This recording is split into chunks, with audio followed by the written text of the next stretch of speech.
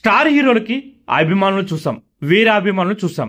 హీరోల కోసం ఎక్స్ట్రీమ్గా వెళ్తూ టాటూలు పొడిపించుకోవడం, ఫ్యాన్ వార్ చేయడం, కోట్లాట్లు చేయడం, బూతులు తిట్టుకోవడం ఇలాంటివి మనం ఎన్నో చూసుంటాం.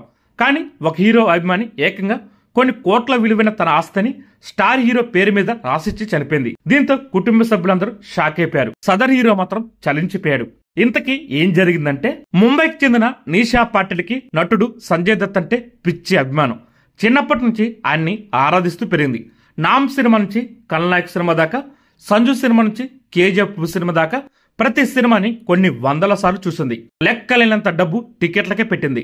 అయితే ఇటీవల నిషా పాటిల్ కన్నుమూసింది. ఆమె వయసు 62 సంవత్సరాలు. కన్నుమూసే నాటికి సుమారు 72 కోట్ల రూపాయల ఆస్తి నిషా పేరు మీద ఉంది.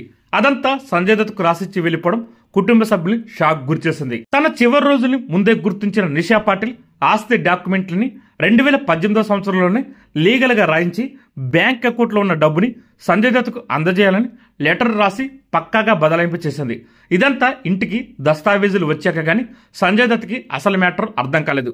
అసలు పరిచయమే లేని ఒక అపరిచితురాలు ఆస్తి రాసేవడం చూసి నివ్వెరపోయాడు సంజయ్ దత్. విషాదం ఏమిటంటే, నిషా పాటిల్ ఇప్పటిదాకా సంజయ్ దత్ ని ప్రత్యక్షంగా కలవలేదు. కానీ తన హీరో మీద ప్రేమతో కోట్ల రూపాయలు కానుకగిచ్చింది. సంజయ్ దత్ మాత్రం వాటిని స్వీకరించలేదు.